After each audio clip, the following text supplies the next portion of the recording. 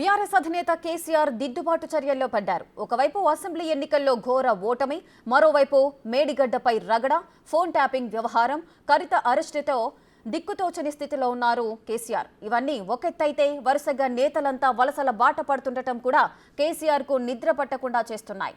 ఈ క్రమంలోనే పార్లమెంటు ఎన్నికలపై ఫోకస్ పెట్టారు గులాబీ బాస్. కానీ ఒపీనియన్ పోల్స్ లో సైతం బీఆర్ఎస్ కు ఆశించిన స్థాయిలో మద్దతు లేకపోవడం కేసీఆర్ కి దిగులు పుట్టిస్తోంది.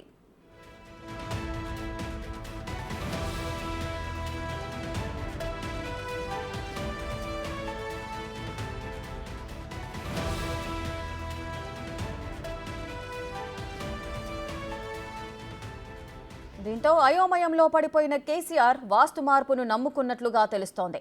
వాస్తు దోషం కారణంగానే పార్టీకి కష్టాలొచ్చాయని నేతలు భావిస్తున్నట్లుగా సమాచారం. దీంతో అవసరమైన మార్పులు చేర్పులు చేయాలని నిర్ణయించారు. అందుకే ముందుగా బంజారాహిల్స్ లో ఉన్న పార్టీ కేంద్ర కార్యాలయం తెలంగాణ భవన్లో భారీగా వాస్తు మార్పులు చేస్తున్నారు. ముందుగా రాకపోకల ద్వారాన్ని మార్చే పనులను చకచకా చేపడుతున్నారు.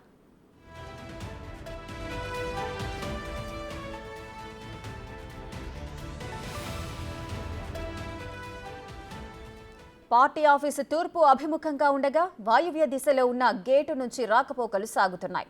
అలా రావడం మంచిది కాదని, ఈశాన్యం వైపు ఉన్న గేటును ఇక నుంచి రాకపోకలకు వినియోగించాలని కేసీఆర్ కు సూచించారట. అందుకుగాను ఈశాన్యం వైపు ఉన్న గేటును పార్టీ నేతలు సిద్ధం చేస్తున్నారు. అలాగే గేటును లక్ష్మీ నరసింహస్వామి చిత్రంతో కూడిన ఫ్లెక్సీని కూడా ఏర్పాటు చేశారు. ప్రాంగణం లోపల కూడా అవసరమైన మేరకు స్వల్ప మార్పులు చేయనున్నారని అనుకుంటున్నారు. త్వరలోనే ఆ మార్గం నుంచి కేసీఆర్ రానున్నారని సమాచారం అందుతోంది.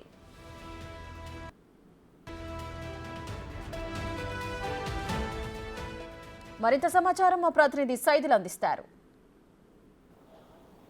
మొన్న జరిగినటువంటి శాసనసభ ఎన్నికల్లో బీఆర్ఎస్ పార్టీ ఘోర ఓటమి తర్వాత మార్పుకు శ్రీకారం చుట్టారు కేసీఆర్.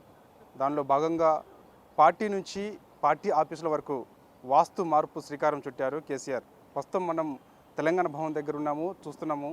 ఈ గేట్ గతంలో అమర్చినప్పటికీ ఇది ఈస్ట్ గేట్ నుంచి ఇక తెలంగాణ భవన్లోకి అడుగు పెట్టాలని కేసీఆర్ భావిస్తున్నారు. ఎందుకంటే మొన్న జరిగినటువంటి ఎన్నికల ఓటమి తర్వాత కొంతమంది పార్టీ నేతలు పార్టీని వీడి వెళ్ళడము, కొన్ని కేసులు బయటపడడము, ఇప్పటికే ఢిల్లీ లిక్కర్ కేసులో కేసీఆర్ కూతురు కవిత జైల్లో ఉండడము, ఇవన్నిటికీ కూడా భవన్కు సంబంధించిన పార్టీ ఆఫీస్కి సంబంధించి వాస్తు మార్పులు చేయాలని కేసీఆర్ నిర్ణయించారు. అయితే ఎవరైతే కొందరు పెద్దలు ఉన్నారో, అంటే జ్యోతిష్యులు చెప్పిన ప్రకారము కేసీఆర్ ఆ నిర్ణయం తీసుకున్నట్టుగా కూడా మనకి తెలుస్తుంది. ముఖ్యంగా రెగ్యులర్గా కూడా 2006లో ప్రారంభమైనటువంటి తెలంగాణ భవన్ అప్పటి నుంచి కూడా వెస్ట్ గేట్ రోడ్ నెంబర్ 10 వైపు ఉండే వెస్ట్ గేట్ నుంచి రాకపోకలు వస్తుండేవి. అదే ఎంట్రీ, అదే ఎగ్జిట్. కానీ ఇక నుంచి ఈస్ట్ గేట్ నుంచి ఎంట్రీ అయిన తర్వాత వెస్ట్ గేట్ నుంచి వెళ్ళిపోవాలని చెప్పేసి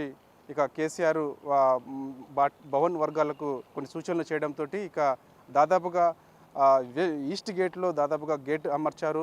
ఒక ర్యాంప్ కూడా ఏర్పాటు చేశారు. ప్రస్తుతం మనం చూస్తున్నాం ఈ ర్యాంప్ ఏదైతే ఉందో ఈ ర్యాంపుకి మార్గాన్ని కేసీఆర్ ఇక తెలంగాణ భవన్లోకి అడుగుపెట్టే అవకాశం కనిపిస్తుంది. ఎందుకంటే బీఆర్ఎస్ పార్టీ ఓటమి తర్వాత ప్రతిరోజు 3 నుంచి 4 గంటల పాటు తెలంగాణ భవన్లో కార్యకర్తలకు నాయకులకు అందుబాటులో ఉంటానని చెప్పినటువంటి కేసీఆర్ 2 సార్లు మాత్రమే తెలంగాణ భవన్లోకి వచ్చి ఆయన వెనుదిరిగి వెంటనే ఇక్కడ నందినగర్లో ఉన్నటువంటి తన నివాసంలో సమీక్షలు చేస్తున్నారు. లేదంటే ఎర్రవల్లి ఫామ్ హౌస్లో ఇటు నాయకులను కార్యకర్తలు పిలిపించుకొని సమీక్ష సమావేశం నిర్వహిస్తున్నారు. సో ఇక తెలంగాణ భవన్లో 2-3 గంటల పాటు అందుబాటులో ఇటు కార్యకర్తలకు నాయకులకు ఉండాలంటే మాత్రం ఖచ్చితంగా ఇక వాస్తు దోషం తెలంగాణ భవన్కు ఉన్నది కాబట్టి ఇక నేను రాలేనని చెప్పినట్టుగా తెలుస్తుంది. దానిలో భాగంగానే ఈ ఈస్ట్ గేట్ ఏర్పాటు చేశారు. ఇక నుంచి ఇక రాకపోకలన్నీ కూడా ఈ ఈస్ట్ గేట్ నుంచే ఉండే అవకాశం అయితే కనిపిస్తుంది. సో ఇక ఎప్పుడు ఇక కేసీఆర్ తెలంగాణ భవన్లోకి అడుగు పెడతారనేది కూడా మనకి తెలియాల్సింది. ఎందుకంటే ఇప్పటికే చూసాం మనం, నిన్న కరీంనగర్ సభ తర్వాత కేసీఆర్ ఎర్రవల్లి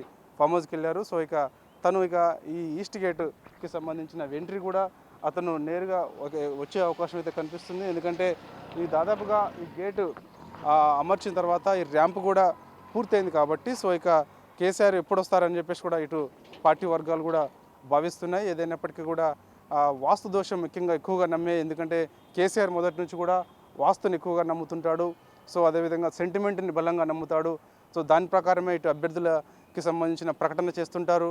దాని ప్రకారం ముహూర్తం ప్రకారమే పార్టీ కార్యక్రమాలు కూడా చేస్తుంటారు. సో పార్టీ పనులైనా సరే, పార్టీ ఆఫీసులైనా సరే ప్రతిదీ కూడా ఖచ్చితంగా వాస్తు ప్రకారమే ఉండాలని అత్యంత బలంగా నమ్మే కేసీఆర్ ఇక ఖచ్చితంగా దానికి సంబంధించిన మార్పులు దాదాపుగా చేసుకున్నారు. సో ఇక ఈస్ట్ గేట్ నుంచి ఇటు కేసీఆర్ కూడా ఇక 2-3 రోజుల్లో ఇటు తెలంగాణ భవన్లోకి అడుగు పెడతారని చెప్పేసి కూడా పార్టీ వర్గాలు అయితే భావిస్తున్నాయి.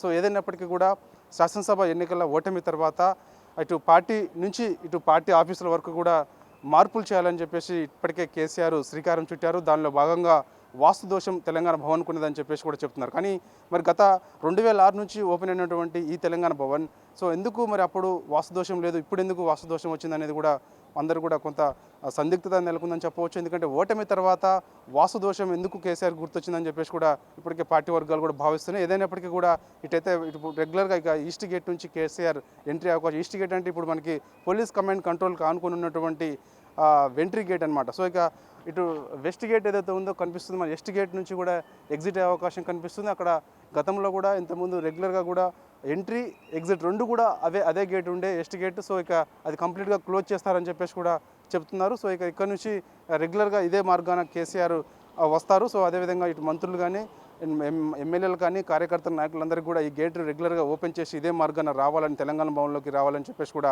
ఆదేశాలు జారీ చేసే అవకాశం స్పష్టంగా కనిపిస్తుంది. సో ఎప్పుడు ఇక కేసీఆర్ ఈ మార్గాన వచ్చిన తర్వాత ఇక రెగ్యులర్గా అందరూ కూడా ఇదే మార్గాన లోపలికి తెలంగాణ భవన్లోకి వస్తారని చెప్పేసి కూడా ఇటు భవన్ వర్గాలు చెప్తున్నాయి. వీడియో జర్నలిస్ట్ సంజుతో సైదుల్ బిగ్ టీవీ, హైదరాబాద్.